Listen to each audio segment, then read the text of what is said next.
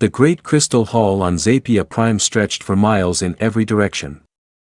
Light danced through its transparent walls, casting rainbow patterns across the assembled alien races. This was the center of the Galactic Hegemony, where the most powerful beings in the known universe made decisions that affected billions of worlds. Commander Vexthery stood at the center of the hall. His scales gleamed dark green under the crystal lights. Like all Sorens, he was tall and lean with yellow eyes that missed nothing.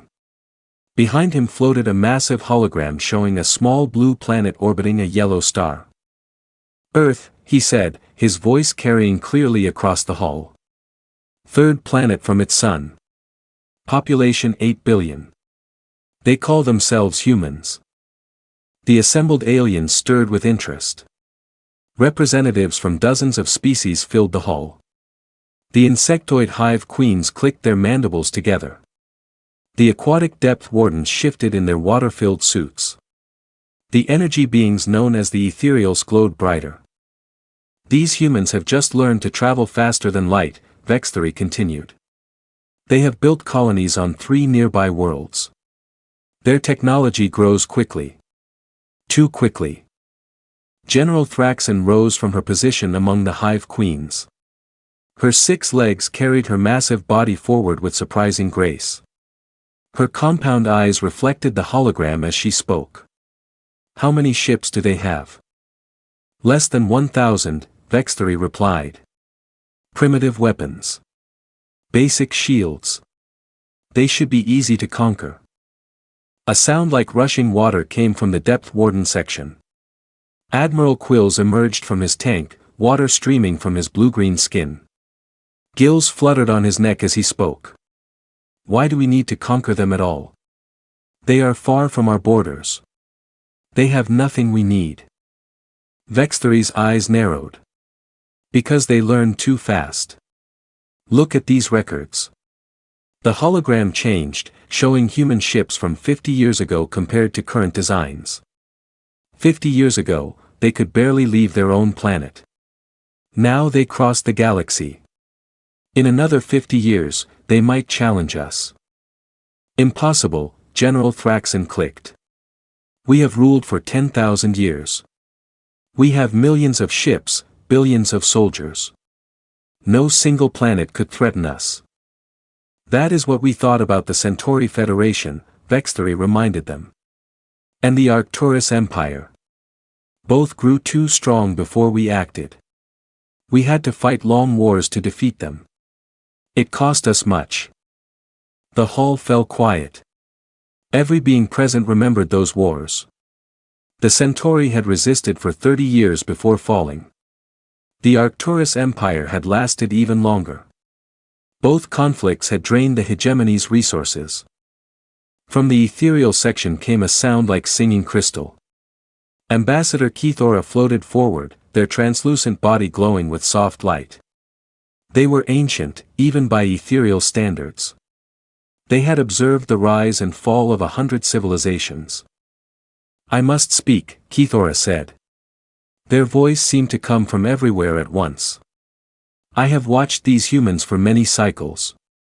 I have seen their wars, their struggles, their triumphs. I tell you now, do not attack them. General Thraxon's mandibles clicked in amusement. You fear these primitives? I fear what they become when cornered, Kethora replied. Listen to me, all of you. I have studied every species we have conquered. All of them, when faced with superior force, eventually surrender.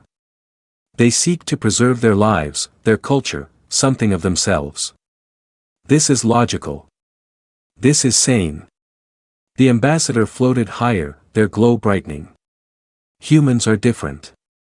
When faced with destruction, they do not calculate odds. They do not seek compromise. They become more dangerous, not less. Ridiculous, Admiral Quills said. All species have a breaking point. Not these ones, Kethora insisted. I have watched their history. They have fought wars that killed millions of their own kind. They have continued fighting when victory was impossible. They have died rather than submit again and again throughout their history. Vexthery studied the ancient being.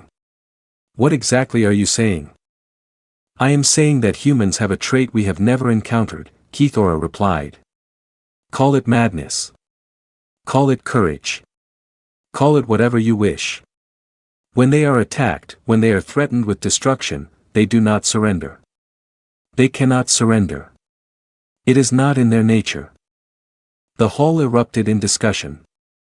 Voices, clicks, chirps, and electronic sounds filled the air. Some aliens laughed at the idea. Others asked for more details. A few seemed concerned. General Thraxon stood again. Even if this is true, so what? We have faced desperate enemies before. Desperation makes them foolish. They throw away their lives for nothing. That is where you are wrong, Keithora said sadly. Humans do not throw away their lives. They spend them like a weapon. They will trade one human life to kill 10 of us. They will sacrifice a ship to destroy a fleet. They will burn their own worlds rather than let us have them. You exaggerate, Vexthery said. No species would destroy itself rather than surrender. The ethereal's glow dimmed. Shall I show you their history? Shall I tell you about their wars? About cities they defended until every building was rubble? About soldiers who continued fighting with broken bones and mortal wounds? About civilians who became warriors when their homes were threatened? Keithora gestured and the hologram changed. Images of human conflicts filled the air. Battles fought in terrible conditions. Soldiers advancing into impossible odds. Cities reduced to ash, their defenders fighting to the last. Look at this, the ambassador continued. A place they called Stalingrad. The humans fought for months in the ruins of their own city. They lived in sewers and basements. They made weapons from scrap metal. They never stopped fighting, even when outnumbered 10-1. More images appeared. Here, a fortress called the Alamo. 200 humans faced 20,000 enemies. They knew they would die. They chose to fight anyway. Their last message was, victory or death. General Thraxon seemed less amused now. These are just stories from their past. War has changed. Modern species are more civilized. Are they? Keithora asked. Look at their recent conflicts. New images appeared. Human soldiers in strange environments fighting against terrible odds. They have fought on ice worlds where the cold would kill most species. They have battled in deserts that boil in the day and freeze at night. They have continued fighting when wounded, when outnumbered, when their commanders were dead and their supplies gone. Admiral Quills studied the images. They seem persistent, but persistence is not enough against overwhelming force. It is more than persistence, Keithora replied. It is something deeper, something that goes to the core of what they are. When you attack a human, you do not just threaten their life. You threaten their idea of what life should be, and they will die before they let you change that idea. The hall fell silent again. The images continued to play. Humans fighting against impossible odds, never giving up, never surrendering. Vexthery broke the silence. Even if this is all true, we still outnumber them millions to one. We have technology they cannot match. We have weapons that could destroy their entire planet. And do you think that will make them surrender? Keithora asked. Or will it make them more determined to fight? What happens when you corner an animal that believes death is better than captivity? It dies, General Thraxon said flatly. Yes, Keithora agreed. But how many does it kill first? How much does it cost you? And what about the other animals that see what you have done? The ancient being floated closer to the center of the hull. I will tell you what will happen if you attack these humans. You will win your battles. You will conquer their worlds. You will kill billions of them, but you will not break them. They will fight you with sticks and stones if necessary. They will teach their children to hate you. They will make your victory so costly that it becomes defeat. Enough. Vexthery's voice echoed through the hall. We did not build this empire by fearing primitives. The humans are a threat that will only grow larger. We must act now while we still can. He turned to address the full assembly. Think of our children. Think of our worlds. Do we wait until these humans have fleets to match ours? Do we let them become another Centauri Federation? Another threat to our peace and stability? Murmurs of agreement rippled through the hall. The logic was clear. It was better to face a weak enemy now than a strong one later. General Thraxon stepped forward. I volunteer the Hive Queens to lead the assault. We will show these humans what real war looks like. Admiral Quills nodded reluctantly. The Depth Wardens will provide support, but I suggest we offer surrender terms first. Terms? Vexthery asked. Simple ones. They become our servants. They give up their weapons and their ships. In exchange, they live. Most species accept such terms when faced with certain death.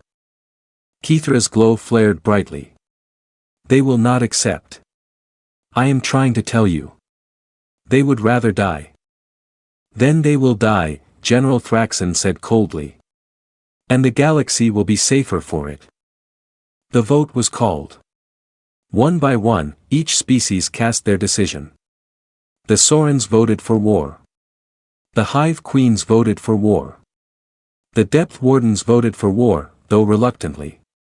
The machine intelligence known as the Collective voted for war. Their calculations showed humans as a statistical threat. Only the Ethereals voted against the war. When the count was finished, Vexthery stood to announce the result.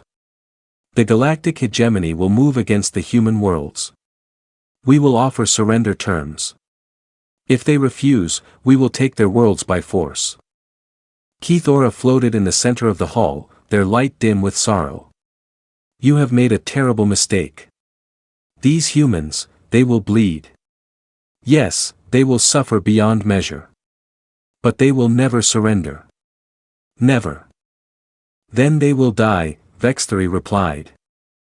The ancient ethereal turned to leave.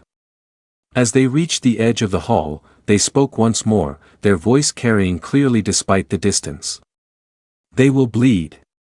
But before they are finished bleeding, they will teach you the true cost of war. They will show you what happens when you fight a species that values freedom more than life itself. The great crystal hall fell silent as Kithora departed. The assembled aliens looked at each other with uncertainty. But the decision was made. War fleets would be assembled. The human worlds would be conquered or destroyed. None of them truly understood what they had chosen to begin. In the depths of space, human colonies continued their daily lives. Children played in parks under alien suns. Adults worked to build new worlds.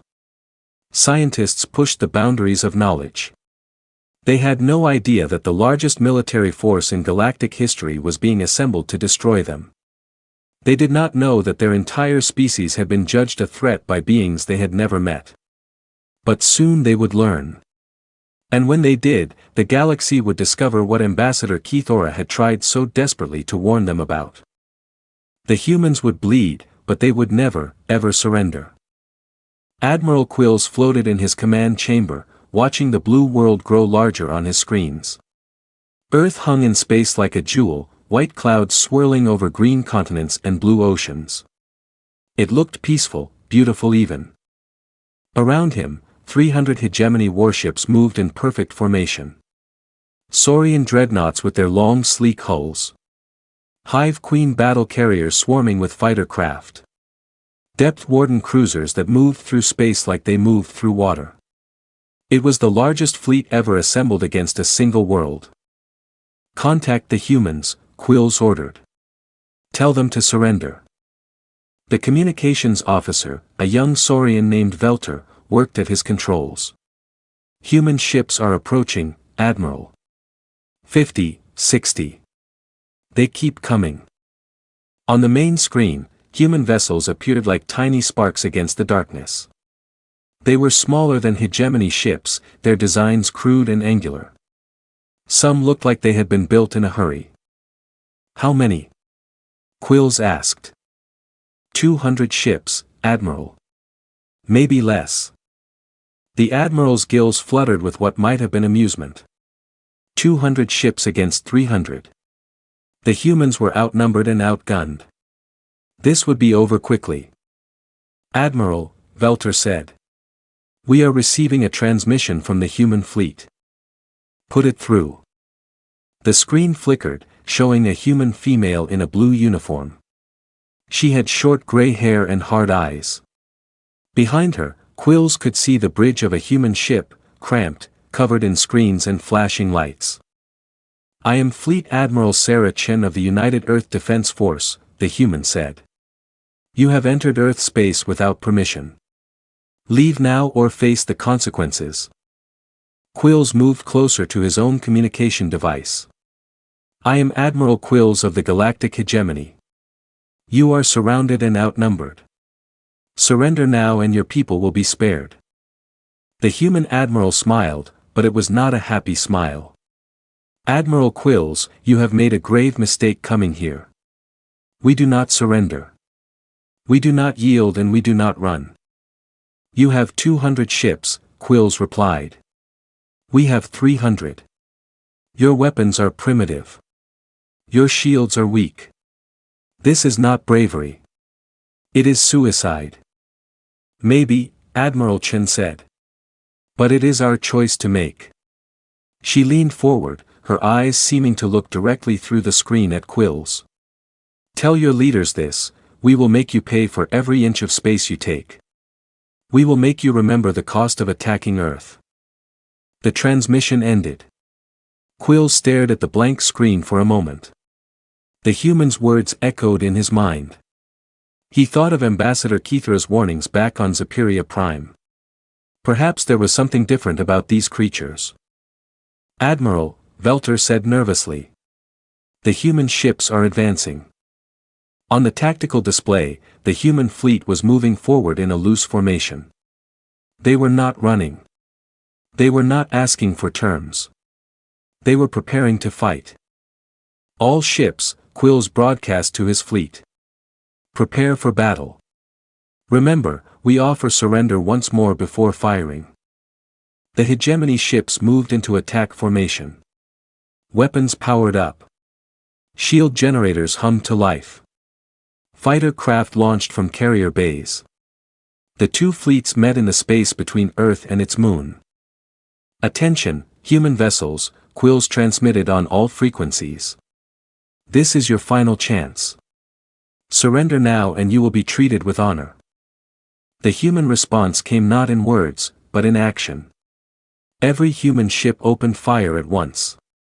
The battle began. At first, it went as Quills expected. Human weapons were weaker than hegemony shields. Human ships were smaller and less armored. The aliens had superior numbers and technology. But something was wrong. The humans did not fight like any enemy the hegemony had faced. When their shields failed, they kept fighting.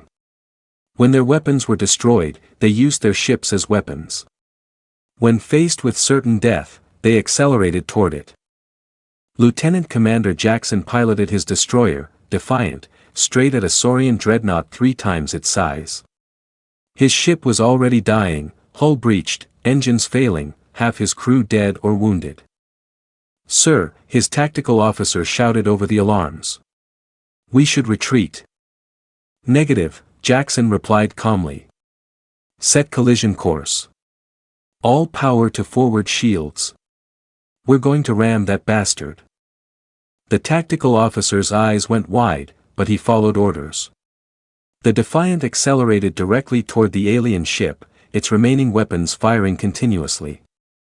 On the Saurian dreadnought Conquest, Captain Zoran watched the human ship approaching with disbelief. They are trying to ram us, his weapons officer reported. Impossible.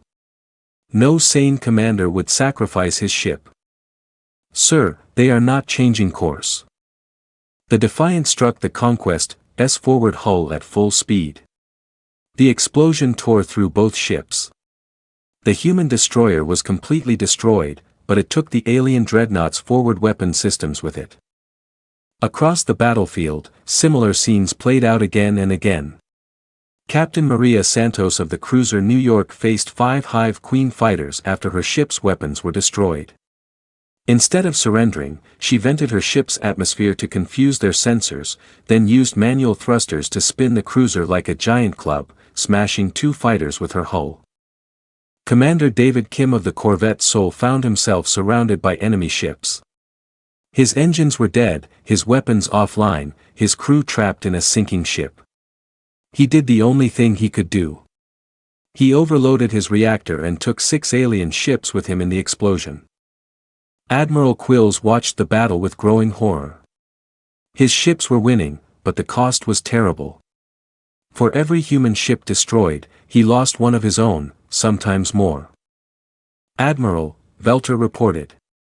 The humans are targeting our command ship specifically. It was true. Human pilots were ignoring easier targets to strike at hegemony command vessels. They seemed to understand that killing alien officers was more valuable than destroying common soldiers.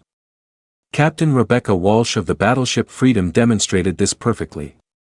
Her ship was burning and losing atmosphere, her crew reduced to half strength, but she spotted a Depth Warden command cruiser trying to retreat from the battle. "All weapons, target that cruiser," she ordered. "Ma'am, we have closer targets," her weapons officer said.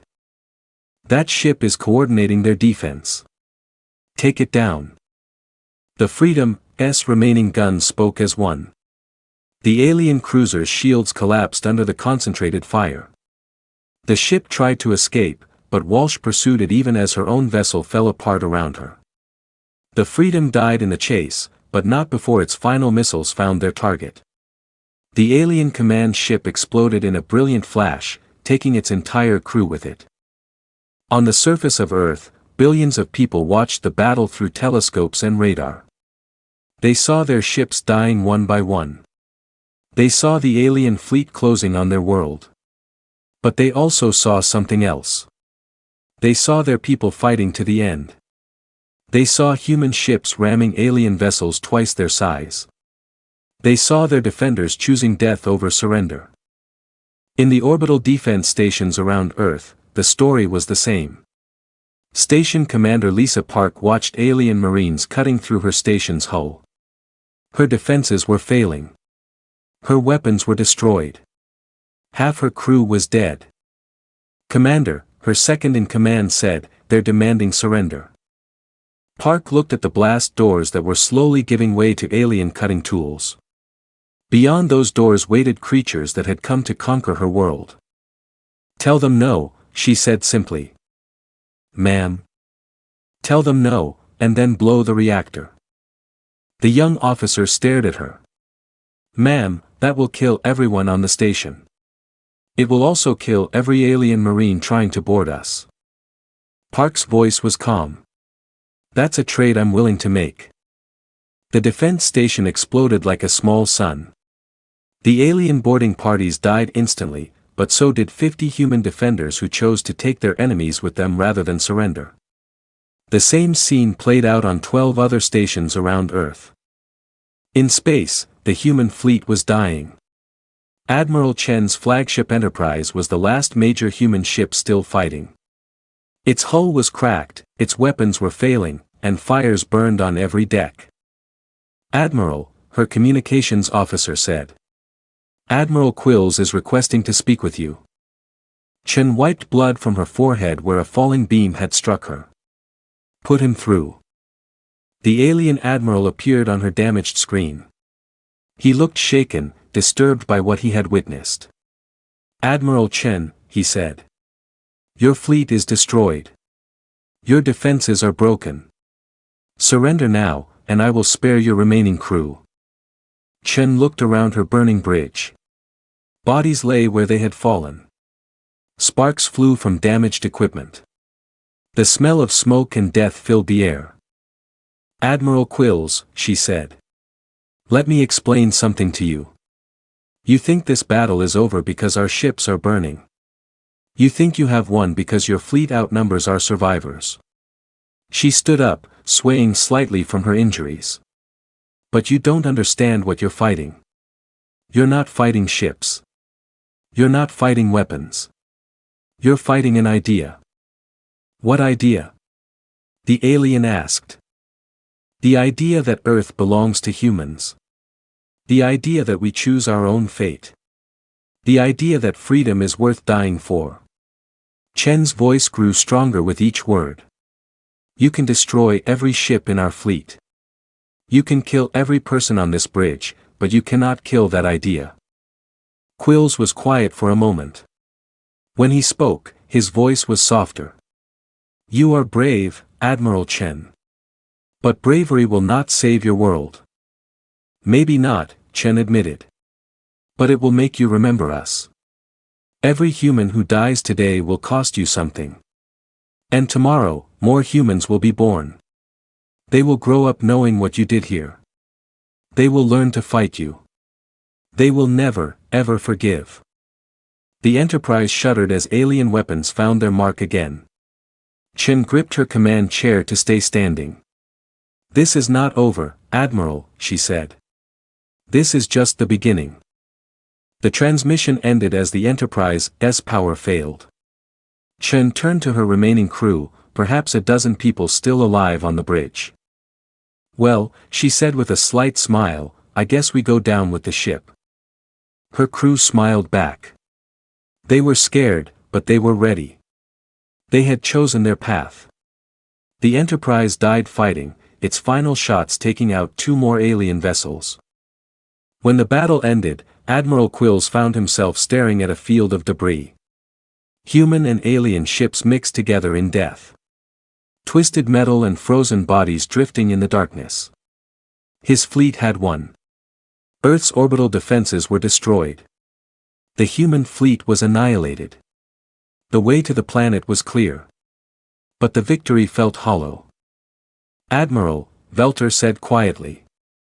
Final casualty report, Quills dreaded the answer. Tell me.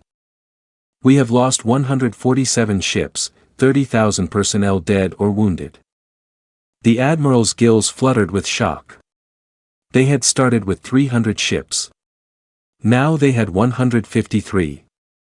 The humans, with their primitive weapons and smaller fleet, had destroyed nearly half the most powerful armada in galactic history. And the humans? Total fleet destruction. No survivors detected. Quills nodded slowly. By any military standard, this was a complete victory. The enemy was destroyed. The objective achieved. So why did he feel like he had lost? He thought of Admiral Chen's final words.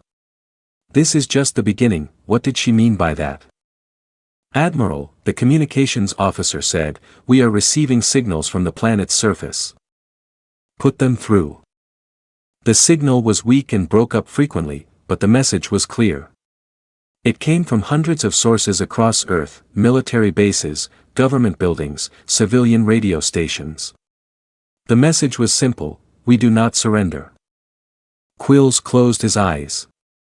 He understood now what Ambassador Keithora had tried to warn them about. This was not a normal species. Normal beings, when faced with overwhelming force, would seek to preserve themselves. They would negotiate, compromise, find a way to survive. These humans were different. They had chosen to fight knowing they would die. They had sacrificed themselves not for victory, but for principle. They would rather die free than live as slaves. And somehow, that made them more dangerous than any weapon. Begin the invasion, he ordered quietly. His surviving ships moved toward Earth. But as they descended through the atmosphere toward the blue world below, every alien aboard knew that the real war was just beginning. On the surface of Earth, people watched alien ships blotting out the sun. They mourned their dead heroes. They prepared for occupation, but they did not prepare to surrender. Admiral Chen had been right about one thing. This was just the beginning. The humans would bleed, but they would never surrender. General Zarkith stood in the ruins of what had once been New York City. 6 months had passed since the hegemony conquered Earth, and the great human metropolis was now the center of alien administration. Saurian buildings grew like crystals from the broken concrete. Hive Queen tunnels ran beneath the streets. Depth Warden pools filled the subway systems. The conquest was complete. Human governments had fallen. Their military was destroyed. Their leaders were dead or in hiding. By every measure that mattered, Earth belonged to the Galactic Hegemony. So why did Zarkith feel like he was losing? General, his aide, Captain Morin, said, approaching with a data pad. The daily casualty report. Zarkith took the pad and studied the numbers. 43 Hegemony soldiers killed yesterday. 67 wounded. 2 supply convoys destroyed, 1 command post attacked, 3 communications towers sabotaged. The general muttered, "This is getting worse." Zarkith walked to the window of his command center, looking out over the occupied city. Alien soldiers patrolled the streets in groups of 6, never alone, never in pairs. They had learned that lesson early. Humans had a talent for making isolated aliens disappear. When we invaded, he said, I lost 147 ships and 30,000 soldiers. That was expected. War is costly. He gestured to the data pad. But in 6 months of occupation, I have lost another 50,000 soldiers. 50,000. Fighting an enemy that supposedly surrendered. Captain Morin shifted uncomfortably. Sir, the humans have not surrendered. Not officially. Their governments collapsed. But what? Zarkith turned from the window. There is no human fleet, no human army, no human government. What are we fighting? Resistance cells, sir. Civilian groups. They what? They attack supply convoys with improvised explosives. They shoot our soldiers from buildings and then disappear. They poison our food supplies. They hack our communications. Zarkitha's voice rose with frustration. These are not soldiers. These are shopkeepers and teachers and mechanics. But they were deadly shopkeepers and teachers and mechanics. 3 days ago, a human grandmother named Martha Stevens had walked into a Hive Queen administrative building carrying a basket of fresh bread. She smiled at the guards, spoke politely to the clerks, and handed out warm rolls to anyone who wanted one. The bread was filled with a slow-acting poison that Martha had learned to make from internet videos before the communications networks were destroyed. 17 aliens died. Martha was caught and executed, but she died smiling. Yesterday, a 12-year-old boy named Tommy Chen, no relation to the dead admiral, had offered to shine the boots of Saurian soldiers. He was just a kid trying to earn some food. The aliens felt sorry for him and let him work. Tommy had mixed acid into his boot polish. 8 soldiers were injured before they caught him. When they demanded to know why he had done it, the boy looked up at his captors with tear-filled eyes and said, "Because you killed my parents." These were not isolated incidents. They happened every day all across Earth. Dr. Sarah Mitchell had been a veterinarian before the invasion. Now, she ran a resistance cell from the ruins of her animal hospital. She specialized in creating biological weapons from common household chemicals. Her group had killed over 200 aliens in 3 months. When hegemony forces finally tracked her down, they found her in an operating room, calmly tending to a wounded human fighter. She looked up at the alien soldiers pointing weapons at her. "Are you going to kill me?" she asked. "Surrender and you will live," the squad leader said. Dr. Mitchell returned to her work. "I can't surrender," she said matter-of-factly. "I have patients to care for." The aliens shot her, but as she died, she triggered a device that released a cloud of toxic gas. Half the squad died with her. General Zarkith had read all the reports.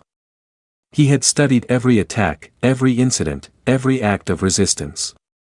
And he was beginning to understand something that chilled him to his core. The humans were not fighting to win. They could not win. Everyone knew that. They were fighting to make the occupation as costly as possible. Every alien death was a victory to them. Every successful attack was worth celebrating, even if it meant their own death. "Sir," Captain Morin said, interrupting his thoughts. "We have another situation." "What now?" "The water treatment plant in Sector 7. The humans, they contaminated it." Zarkatha's eyes widened. "Contaminated how?" "Biological agent, sir. Something that makes our species sick, but does not affect humans. Thousands of our personnel have been exposed." The general slammed his fist on the desk. "How is this possible? We guard all critical infrastructure." "Sir, the humans who did this, they worked at the plant. They had access for months. They waited until the contamination could spread throughout the system before activating it. So they poisoned their own water supply?" "Yes, sir. They made themselves immune first, then poisoned the water that both species use. They were willing to risk their own lives to hurt us. This was the pattern everywhere. Humans would sabotage their own power plants rather than let aliens use the electricity. They would destroy their own bridges rather than let hegemony vehicles cross them. They would burn their own farms rather than let alien forces eat the food. It was madness. It was illogical. It was effective." In London, Professor James Watson had been a history teacher before the war. Now, he led a group that specialized in psychological warfare. They would leave messages for alien soldiers, descriptions of how their families back home were mourning them, images of the soldiers they had killed, reminders that they were far from home fighting people who had never attacked their worlds. The messages were always signed the same way: "You can kill us all, but you cannot make us surrender. Every day you stay on Earth, more of you die. Every day you stay on Earth, you become more like us, killers who are far from home. How long before you become what you came here to destroy?" The psychological reports from hegemony field units were disturbing. Soldiers were requesting transfers off Earth. Some were reporting nightmares, hallucinations, nervous breakdowns. The constant stress of never knowing when the next attack would come was wearing them down. Corporal Veclon of the Saurian Marines had been on Earth for 4 months. He had watched friends die in attacks that came from nowhere. He had seen humans smile as they detonated explosives that killed them along with their targets. He had stopped sleeping well. "They are everywhere," he told the unit psychologist. "You cannot tell a resistance fighter from a civilian. The old woman selling fruit might have a bomb. The child playing in the street might be gathering intelligence. They all look innocent, but they all hate us. They are just primitives," the psychologist said. "They cannot truly threaten you." Veclon laughed, but there was no humor in it. "That human grandmother who poisoned our food. She looked like she was someone's beloved grandmother. Sweet, harmless, kind. She probably was someone's beloved grandmother. But she was also a killer who spent weeks planning how to murder us." He leaned forward, his eyes intense. "Do you understand? They do not have soldiers and civilians. They are all soldiers. Every human on this planet is a potential enemy. Even the ones who seem friendly, who cooperate with us, who follow our orders, we never know if they are just waiting for the right moment." The psychologist made notes. This was the 7th similar case this week in what had been called the United States, a region now administered by the Hive Queens. The situation was even worse. The humans there had a cultural tradition of civilian weapons ownership. When the government fell, the weapons did not disappear. They were hidden. Queen Kethlex had been confident that her forces could handle scattered resistance. Hive Queen society was highly organized, perfectly coordinated. Surely they could impose order on these chaotic humans. She had not expected the humans to be so creative in their chaos. A human named Robert Davis, who had been an engineer, spent 3 months studying Hive Queen vehicle designs. Then he began building improvised explosive devices specifically designed to penetrate their armor. His bombs killed dozens of aliens before he was caught. When they captured him, Robert was in his basement workshop, surrounded by half-finished weapons. He looked up at his captors calmly. "Took you long enough," he said. "Why do you do this?" Queen Kethlex asked through a translator.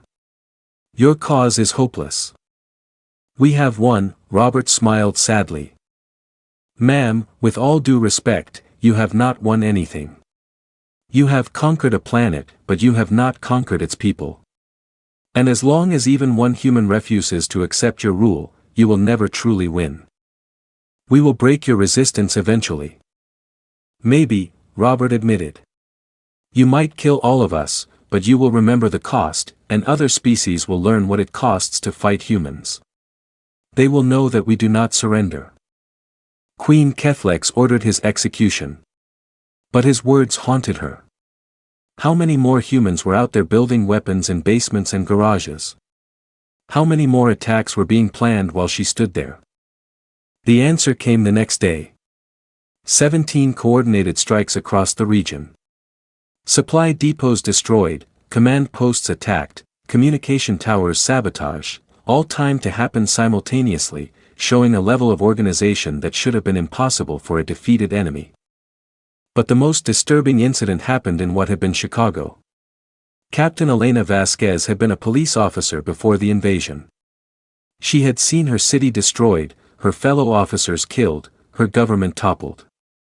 When the aliens demanded that local humans form a new police force to help maintain order, she volunteered. For 2 months, Captain Vasquez worked with the occupying forces. She helped track down resistance fighters. She provided information about human behavior. She seemed to be a model collaborator. Then one day, she walked into a meeting of senior hegemony officers. She was carrying reports as she always did. She smiled and nodded to the aliens she had worked with for months, and then she detonated the bomb she had been carrying under her uniform. The explosion killed 12 high-ranking officers, and wounded 20 more.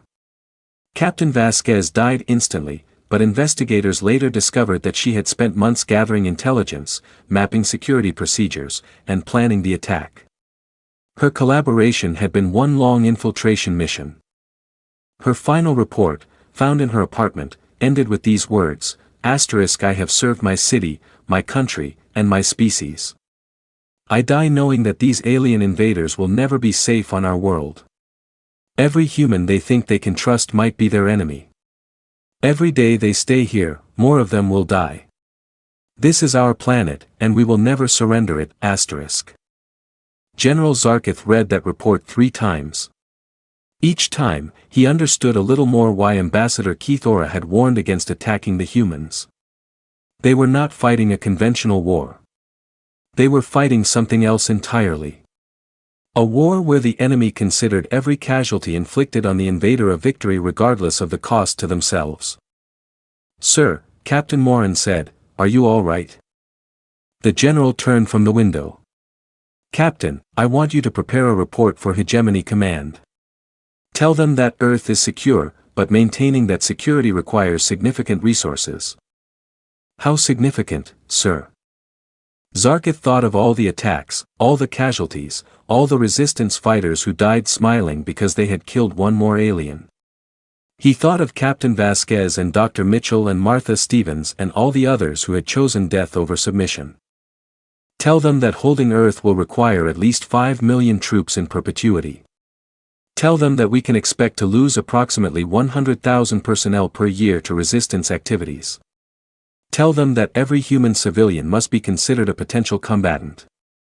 Morin's eyes widened. "Sir, those numbers are conservative estimates," Zarkith finished. "The humans are not fighting to win, Captain. They are fighting to make our victory as costly as possible.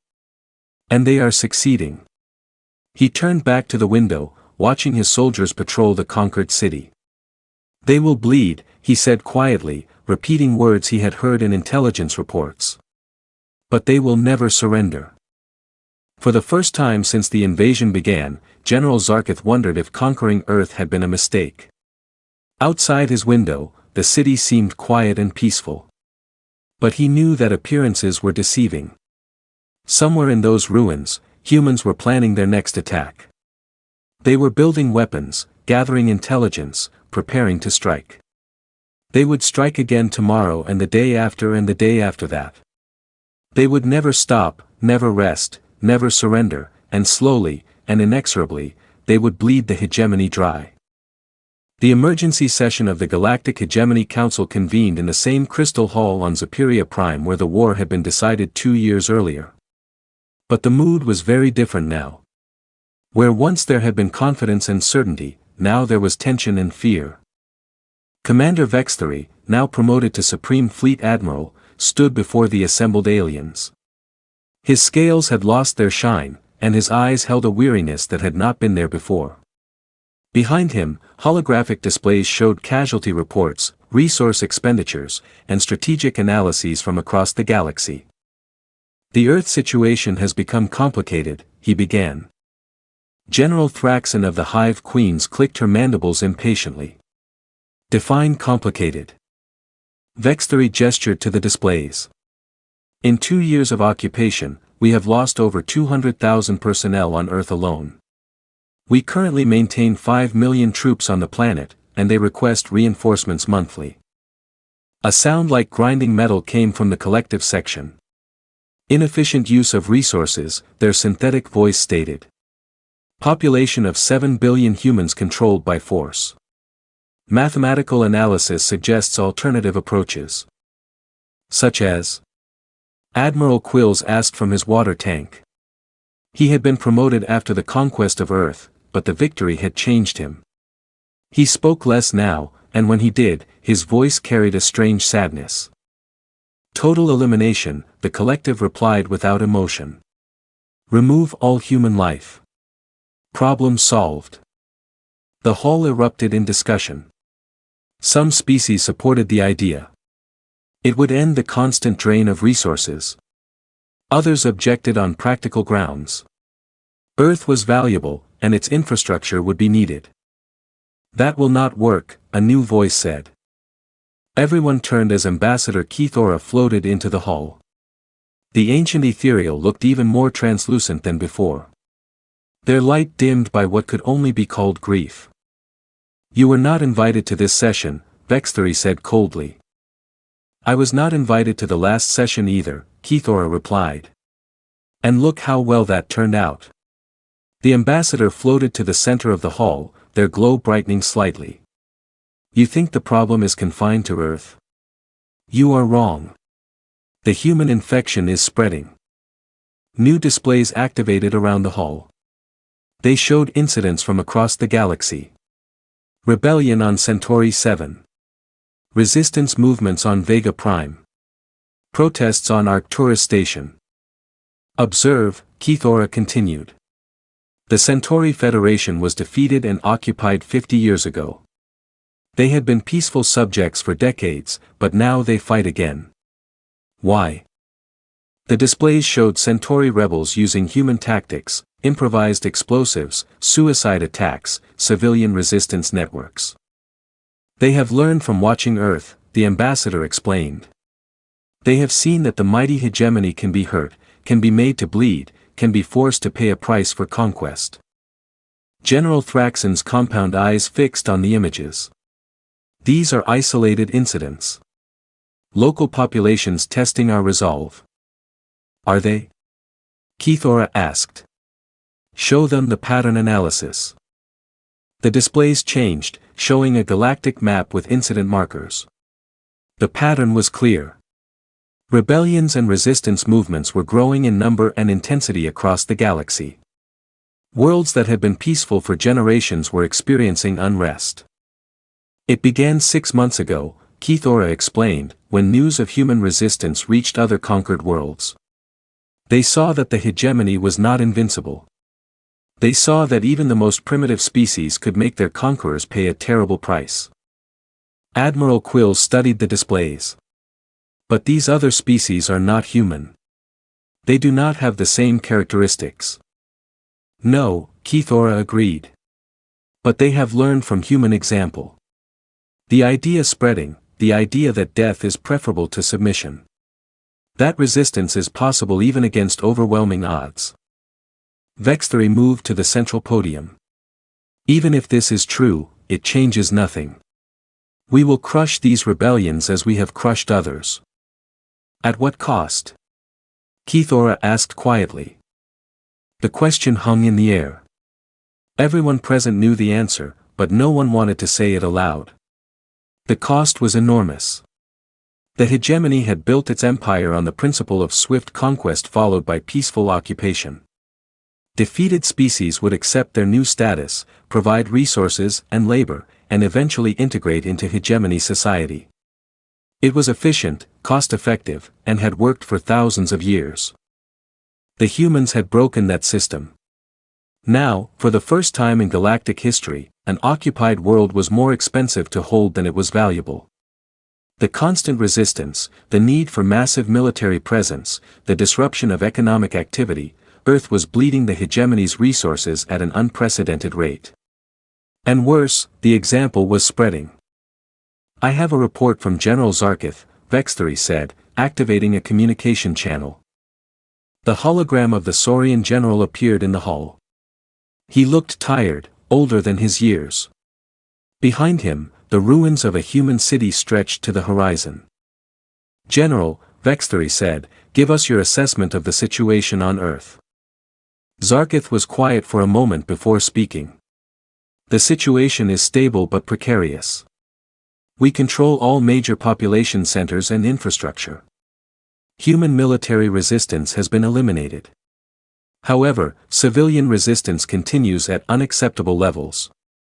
Define unacceptable, General Thraxon demanded. We lose an average of 400 personnel per day to resistance activities, Zarkith replied. Supply convoys are attacked regularly. Administrative personnel require constant protection. Local human collaborators are assassinated faster than we can recruit them. The numbers were staggering. 400 casualties per day meant nearly 150,000 per year, more than many entire military campaigns had cost in the past. What is your recommendation? Admiral Quills asked. General Zarkith was quiet again. When he spoke, his voice was barely above a whisper. Withdraw. The hall exploded in shocked voices. Calls of outrage, disbelief, and anger echoed off the crystal walls. Impossible. Vexthery shouted over the noise. We do not retreat. We do not abandon conquered worlds.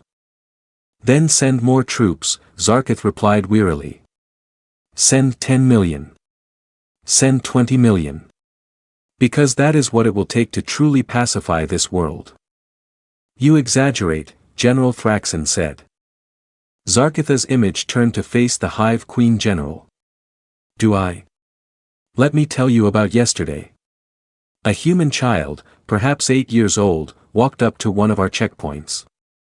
She was carrying a flower, a simple white flower from their gardens. The general paused, his expression haunted. The child handed the flower to our guard, smiled at him, and walked away. The guard thought it was sweet, innocent. 5 minutes later, the flower released a cloud of toxic spores. The guard and 3 others died in agony. A child, Zarkith continued. 8 years old, trained by her parents to kill aliens. This is what we are fighting. Not soldiers, not an army, but an entire species that has decided death is preferable to surrender. The communication channel went quiet. In the Crystal Hall, the assembled aliens contemplated what they had heard. Ambassador Keithora floated forward. May I tell you about the humans I have observed? Without waiting for permission, the ancient being began to speak. I have watched them for cycles. I have studied their behavior, their psychology, their fundamental nature, and I have learned something that you must understand. The ethereal's glow brightened as they continued. Humans are not like other species. Most beings, when faced with overwhelming force, will seek accommodation. They will find ways to preserve themselves, their culture, their future. This is rational, logical, sane. Humans are different. When faced with extinction, they do not seek accommodation. They seek to make their extinction as costly as possible for their enemies. They believe that dying free is better than living as slaves, and they will teach their children this belief generation after generation. Keithora paused, letting the words sink in. You cannot break them because they do not fear death more than they fear submission. You cannot intimidate them because they see your strength as something to be resisted, not accepted. You cannot win their hearts and minds because their hearts and minds reject the very concept of conquest. The ambassador turned to address the full assembly. I came here today to show you something, to prove what I have been trying to tell you since this war began. A new hologram activated in the center of the hall. It showed a human female, middle-aged, wearing simple clothes. She was sitting in what appeared to be a basement or tunnel, speaking to a camera. My name is Dr. Elizabeth Harper, the woman said. I was a professor of history at Columbia University before the invasion. Now I am a resistance fighter in the ruins of New York City. The assembled aliens leaned forward, studying this seemingly ordinary human. I know you are watching this somehow, Dr. Harper continued. I know you think we are defeated. I know you think we should surrender. So, let me explain why we cannot. She held up a photograph, a family picture showing herself with a man and 2 children. This is my family. My husband died in the orbital battle. My son died defending our home. My daughter was killed 3 months ago while sabotaging an alien supply depot. Dr. Harper's voice remained steady. I am the last one left. I am dying slowly from radiation exposure, something I got while helping to destroy your command center in Manhattan. I have perhaps 2 weeks to live. She looked directly into the camera. You might think this makes me desperate, ready to surrender, willing to negotiate. You would be wrong. The professor leaned forward. I'm going to die anyway. She stood up, moving out of the camera's view. When she returned, she was holding what looked like a crude explosive device. This bomb will kill me and destroy an alien communications facility. It will disrupt your operations for perhaps a day. In military terms, it is insignificant. Dr. Harper sat back down, cradling the device gently. But it is not about military significance. It is about the principle. It is about the idea that humans choose their own fate, that we do not accept conquest, that we do not surrender. She looked at the camera again. You can kill me. You can kill every human on Earth, but you cannot kill what we represent. Other species are watching.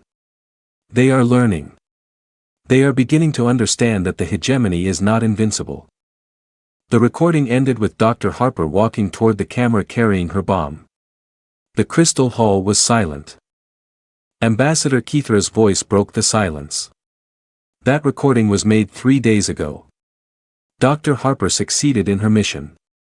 The communications facility was destroyed and 12 hegemony personnel died with her. The ethereal floated higher, their glow now almost painful to look at. This is what you are fighting. Not an army, not a government, not even a species. You are fighting an idea.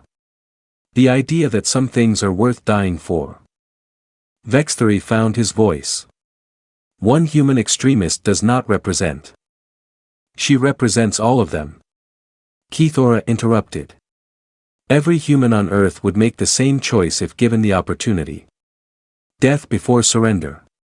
Freedom or extinction. This is their nature. General Thraxon's mandibles clicked nervously. Then we exterminate them. All of them. Completely. And prove to every other species in the galaxy that this is what happens when you resist the hegemony. Do you think that will make other worlds more compliant? Keithora asked. Or will it convince them that they have nothing to lose by fighting? The question hung in the air like a poison cloud. Admiral Quills spoke slowly. What are you suggesting? Keithora's glow dimmed to almost nothing. I am suggesting that this war cannot be won. Not in any way that matters. You can conquer Earth completely, but the cost will bankrupt the hegemony. You can exterminate humanity, but the example will inspire rebellions across the galaxy. The ancient being paused. Or you can withdraw from Earth and negotiate a peace treaty. Recognize human independence and end this bleeding wound before it kills us all. The suggestion was met with outraged shouts from across the hall. Withdraw. Negotiate with primitives. Recognize the independence of a conquered world. It was unthinkable. But as the shouting continued, some of the assembled aliens began to consider the mathematics, the cost of holding Earth, the growing unrest across the galaxy, the resources being diverted from other priorities. For the first time in galactic history, the hegemony faced a choice between pride and survival, and they were beginning to realize that they might not be able to afford both. 3 years had passed since the first hegemony ships entered Earth's solar system. What had begun as a simple conquest had become the longest, costliest occupation in galactic history. The crystal halls of Superior Prime now echoed with arguments that would have been unthinkable before the human war. Supreme Fleet Admiral Vexthery stood before the council one final time. The reports he carried told a story of an empire stretched to its breaking point. 12 full battle fleets remained in the Sol system, resources desperately needed elsewhere as rebellion sparked across the galaxy. The situation has become unsustainable, he announced to the assembled aliens. His voice lacked its former confidence. The humans have learned to strike beyond their own world. The holographic display showed the evidence. Human resistance fighters had somehow acquired faster-than-light capability. They had struck supply convoys in the Alpha Centauri system. They had sabotaged mining operations on Vega 7. They had even attacked a minor hegemony outpost in the Riel sector. How is this possible? General Thraxon demanded. Earth is completely blockaded. The humans are adaptive, Vexthery replied carefully.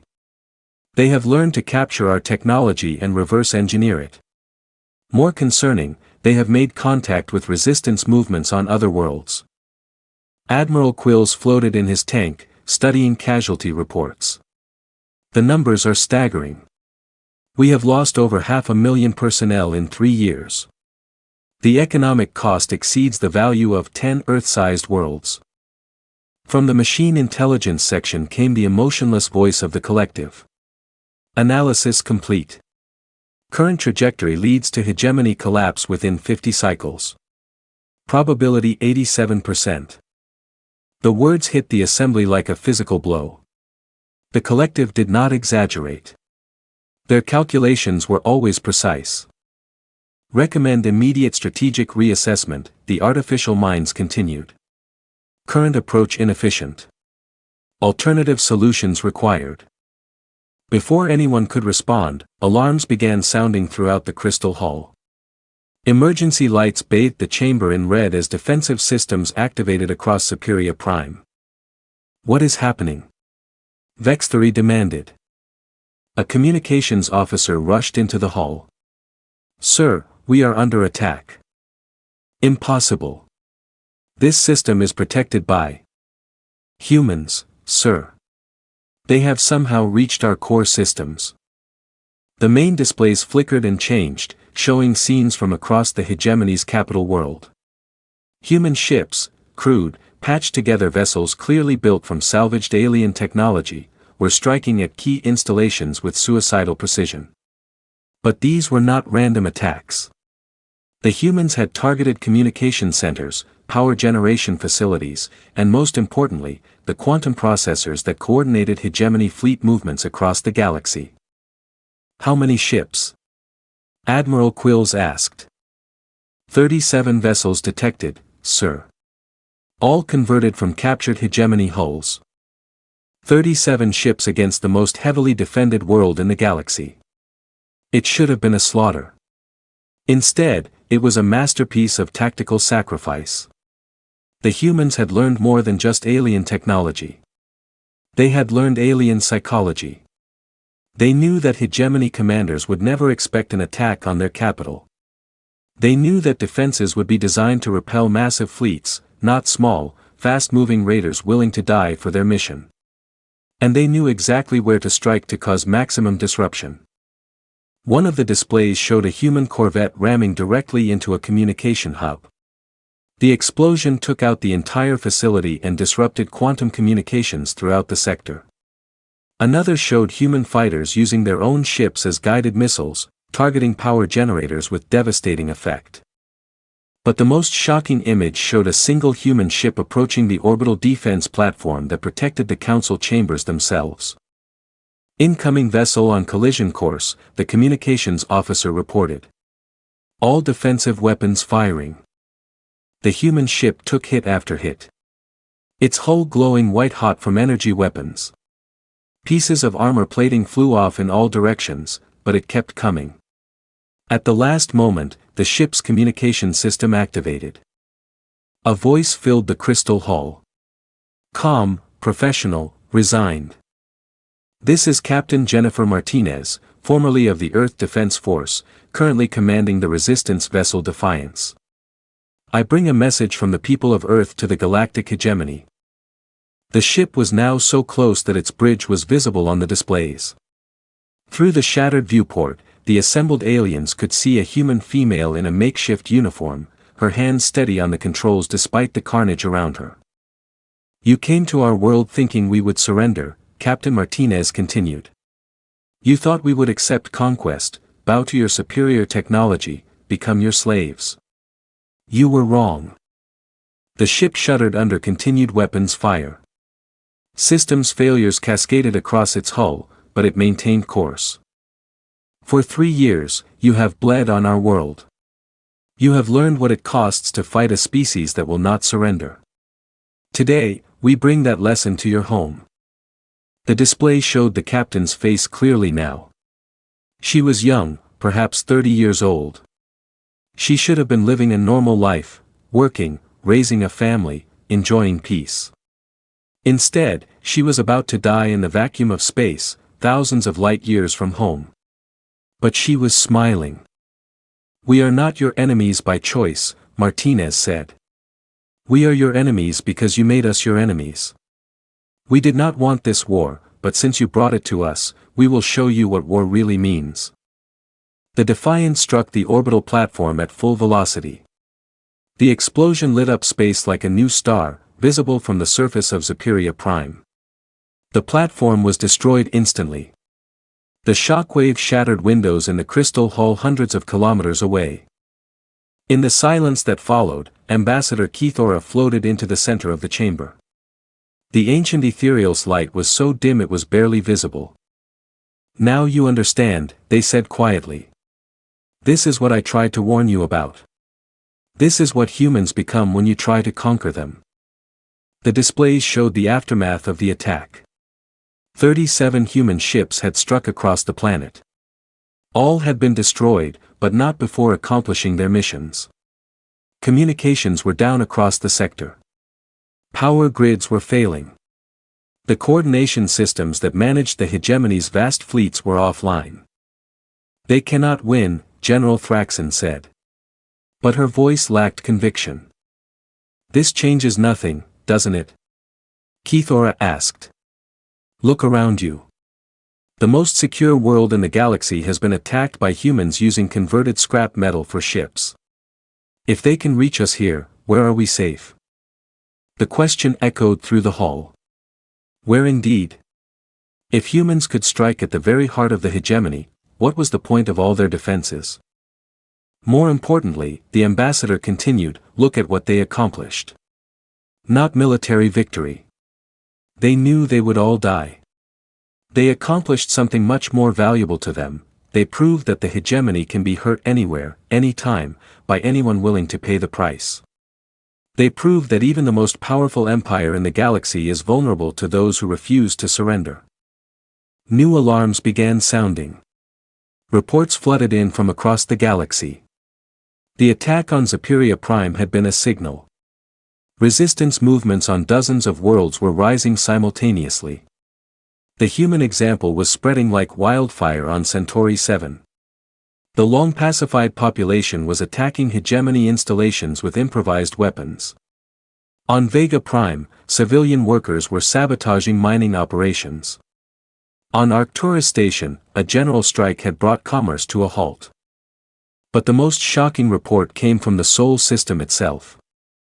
"Sir," a communications officer announced, "we are receiving a transmission from Earth. It's Admiral Chen." The hall fell silent. Admiral Chen had died in the battle for Earth 3 years ago. Everyone had seen her ship destroyed. "That's impossible," Vexthery said. "Sir, the transmission is authenticated.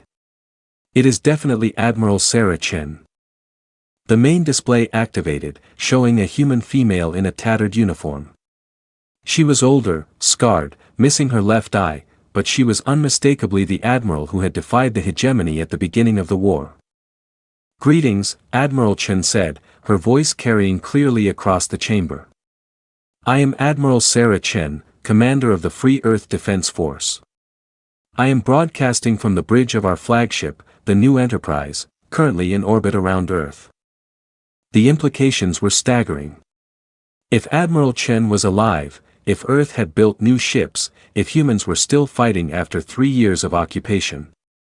"You may be wondering how this is possible," Chen continued. "How a dead woman can be speaking to you. How a conquered world can still resist. How primitives with obsolete technology can threaten the mighty galactic hegemony." She leaned forward, her remaining eye fixed on the camera. "The answer is simple. You never conquered us. You occupied our cities, destroyed our governments, killed millions of our people. But you never conquered us. Because conquest requires surrender, and we have never surrendered." Behind her, the bridge bustled with activity. Humans in makeshift uniforms worked at stations built from salvaged alien technology. Everything looked improvised, jury-rigged, desperately assembled, but it was functional. "For 3 years, we have bled," Admiral Chen said. "We have suffered. We have died. But we have also learned. We have adapted. We have grown stronger." The display changed to show views of Earth from orbit. What the aliens saw was shocking. The planet they thought they controlled was covered in human military installations hidden in ruins, disguised as civilian structures.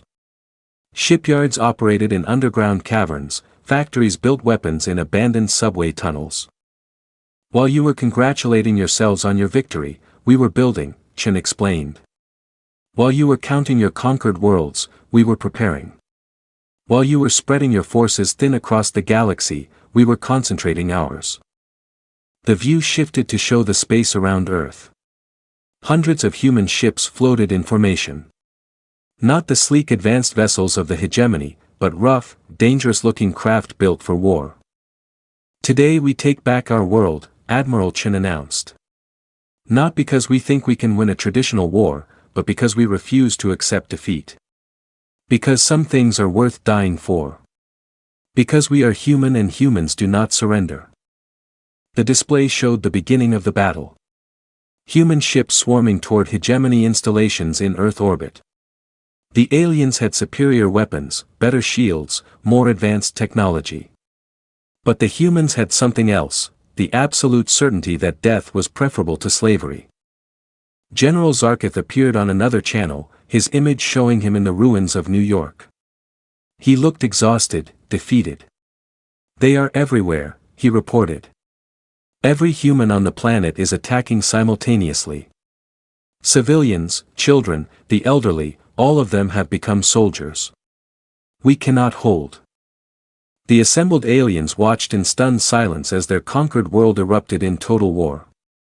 But this was not the desperate last stand of a dying species. This was the coordinated assault of a people who had spent 3 years preparing for this moment. "Recommend immediate evacuation," General Zarkith said, his voice breaking. "We cannot win this. We were never fighting an army. We were fighting an idea. And you cannot kill an idea with weapons." Supreme Fleet Admiral Vexthery stared at the displays showing the collapse of 3 years of occupation. Hundreds of thousands of hegemony personnel were dying or fleeing. The most expensive conquest in galactic history was crumbling in hours. "Sir," an aide whispered, what are your orders? Vexthery looked around the crystal hall. He saw fear in the eyes of beings who had never known defeat. He saw the proud representatives of 1,000 worlds contemplating the unthinkable, that they might lose. Withdraw from the Sol system, he said quietly. Sir. You heard me. All ships, all personnel, full evacuation. Immediate implementation. The hall erupted in shocked protests. Withdraw. Abandon a conquered world. It was unprecedented in 10,000 years of hegemony history. But Admiral Quills was nodding slowly. The Admiral is right. We cannot win this war. Not in any way that matters. We could destroy the planet, General Thraxon suggested desperately. Glass the entire surface. End this once and for all. Ambassador Kithra's light flared. And prove to every species in the galaxy that this is what happens when you resist us. How many other worlds would rise in rebellion? How many other species would decide that dying free is better than living as slaves? The truth was unavoidable. The humans had won, not through military victory, but by making conquest too costly to maintain. They had taught the galaxy that the hegemony could be resisted, could be hurt, could be defeated. They had proven that some species would rather die than surrender. As the evacuation began, Admiral Chen's final transmission reached the council chambers. To the members of the Galactic Hegemony, she said, let this be a lesson. Earth is free, and Earth will remain free. We did not seek this war, but we have finished it. She paused, looking directly into the camera. You thought you could conquer us because you were stronger. You learned that strength means nothing when facing those who refuse to be conquered. The transmission began to fade as human forces overran the last hegemony communications post on Earth. Remember us, Admiral Chen said. Remember what it costs to fight humans. Remember that we will bleed. We will suffer. We will die. But we will never surrender. The display went dark in the Crystal Hall on Zapiria Prime. The most powerful beings in the galaxy sat in stunned silence. They had built an empire on the belief that overwhelming force could conquer anything. The humans had proven them wrong. Ambassador Kithora floated alone in the center of the hall, their ancient light casting long shadows on the crystal walls. I warned you, they said softly. I tried to tell you what they were, what they would become if you attacked them. The ethereal turned to address the full assembly one final time. The humans have taught us something valuable today. They have shown us that there are some things more powerful than weapons, more dangerous than armies, more eternal than empires. What? Vexthery asked. The idea that freedom is worth any price. The belief that some things should never be surrendered. The knowledge that even the mightiest empire can fall if enough people refuse to accept its rule. The ancient being began to fade, their energy finally exhausted by years of trying to prevent this catastrophe. The humans will rebuild their world. Other species will remember their example, and the galaxy will never again be the same. As Ambassador Kithora disappeared, their final words echoed through the hall. They bled, but they never surrendered. And in never surrendering, they won. The Galactic Hegemony had ruled for 10,000 years. But on this day, watching their fleets flee from a primitive world in a distant corner of the galaxy, they learned that empires built on force alone cannot stand forever. Somewhere in space, human ships were returning to Earth. Somewhere on that blue world, people were emerging from tunnels and bunkers, seeing sunlight without alien shadows. For the first time in 3 years, the war was over. Earth was free. But the real victory was not in the battles won or the enemies defeated. The real victory was in the message sent to every corner of the galaxy, that freedom could not be conquered. That the human spirit could not be broken. That some things were worth dying for. In the years that followed, the phrase, human defiance, would become legendary across the stars. Species that had lived under hegemony rule for centuries would remember the blue world that refused to surrender. They would whisper stories of Admiral Chen and Dr. Harper and Captain Martinez and all the others who chose death over submission. And slowly, one by one, other worlds would begin to resist. The Galactic Hegemony still existed, still controlled vast territories, still commanded powerful fleets. But it would never again be unopposed. The humans had cracked the foundation of fear that held the Empire together. They had shown that even the mightiest tyranny could be challenged. Earth stood alone no more. Across the galaxy, the seeds of rebellion had been planted. And those seeds, watered with human blood and nurtured by human example, would grow into a forest of free worlds. The humans had bled, but they had never surrendered. And in never surrendering, they had changed the galaxy forever.